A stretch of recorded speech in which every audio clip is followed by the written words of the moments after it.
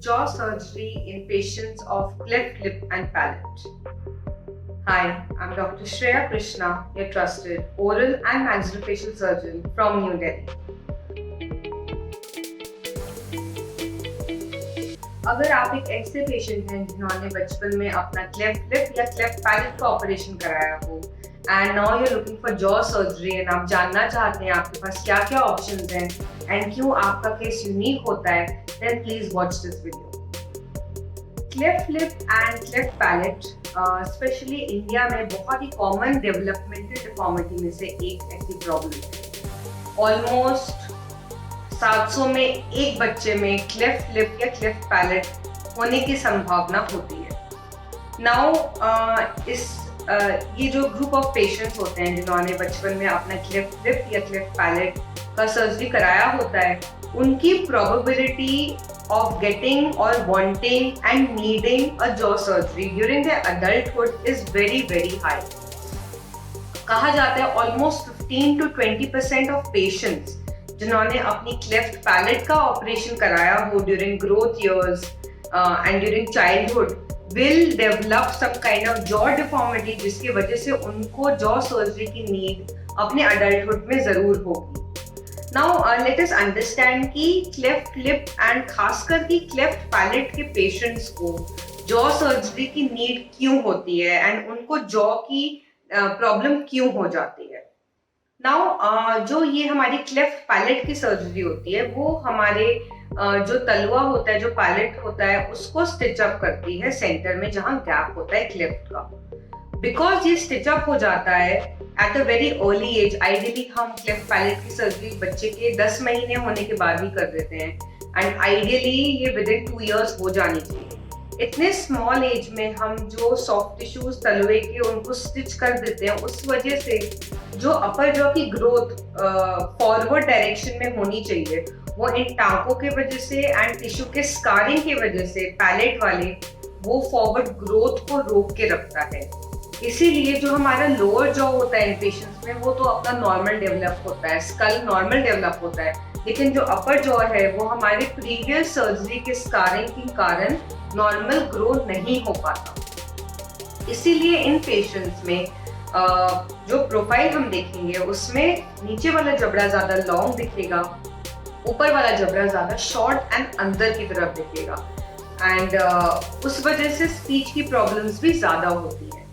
Now अगर आप ऐसे पेशेंट हैं जिनको क्लेफ्ट लिप एंड पैलेट या क्लेफ्ट पैलेट की सर्जरी आपने कराई हो बचपन में एंड आज के डेट पे आपका जो फेस है वो आपको डिफॉर्म लगता है या ऐसा लगता है कि आपका ऊपर वाला जॉ ग्रो नहीं हुआ, देन आप इस वीडियो से समझ पाएंगे कि आपके पास क्या क्या ट्रीटमेंट ऑप्शंस अवेलेबल हैं। इससे पहले मैं आपको बताऊं आपके पास क्या ट्रीटमेंट ऑप्शंस हैं, मैं आपको एक ऐसी चीज बताना चाहूंगी कि आपके केस में हम बिफोर ये देखें कि आपका जॉ कितने अच्छे से हम एस्थेटिक पोजीशन में ला सकते हैं, उससे ज्यादा जरूरी है कि हम जो भी इंटरवेंशन आपके फेस पे करें वो आपकी स्पीच को फर्दर हैम्पर ना करें।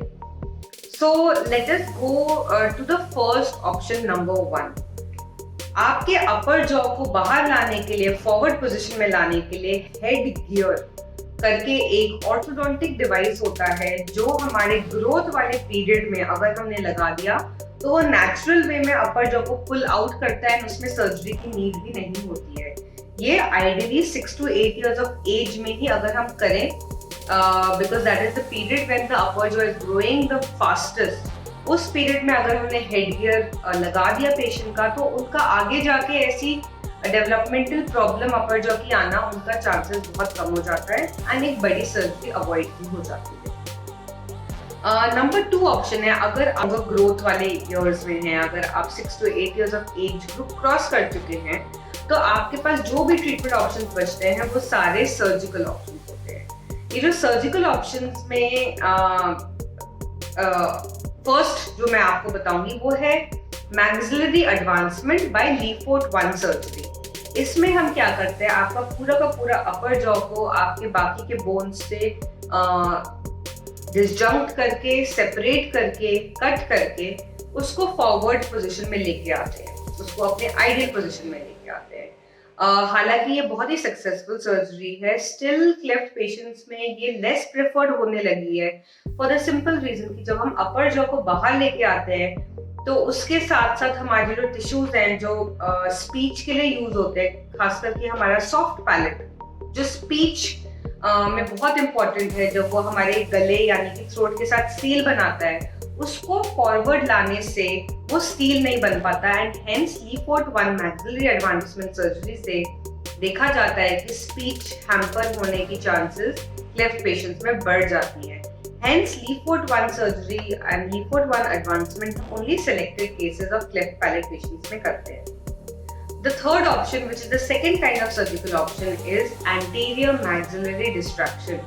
आजकल सबसे favoured surgical option for maxillary hypoplasia यानी अपर जॉ मैलग्रोथ में है कि हम ओनली आपका front part of the jaw को फॉरवर्ड लाएं। एंड हम कैसे फॉरवर्ड लाएं? बहुत ही स्लो प्रोसेस, एक स्क्रू आपके पैलेट में सर्जिकली बिठा के हर दिन उस स्क्रू को टर्न करके आपके अपर जॉ के सिर्फ फ्रंट वाले पार्ट को हम बाहर लाते हैं। इसको कहते हैं एंटीरियर यानी कि फ्रंट मैक्सिलरी डिस्ट्रैक्शन।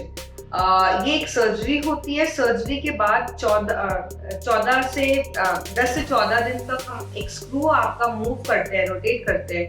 हर स्क्रू के मूवमेंट एंड रोटेशन से आपका अपर जॉ उतना बाहर आता जाता है जितना तक हमें डिजायर्ड हो। सो ये इवन दो एक लॉन्ग प्रोसेस है, हाउएवर क्योंकि इससे हमारा back part of the upper jaw touch नहीं हो रहा है, सॉफ्ट पैलेट इसलिए अपनी पोजीशन में रह जाता है एंड स्पीच के कोई इश्यूज नहीं आते हैं इन पेशेंट्स में। Hence anterior maxillary distraction these days is one of the most favored treatment options for maxillary hypoplasia and maxillary undergrowth in cleft patients.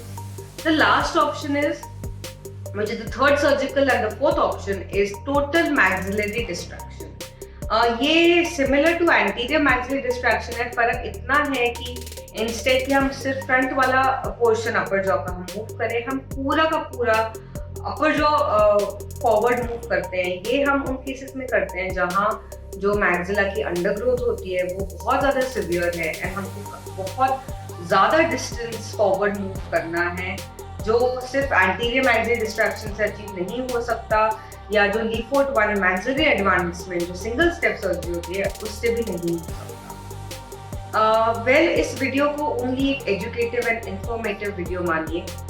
At the end of the day, if you are a patient, then your entire case analysis, case study, and what you need is actually going to be told to you by your oral and maxillofacial surgeon.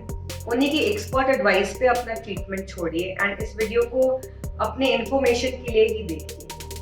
For any queries, any further doubts, please do leave a message, comment, and like and subscribe my channel. Thank you.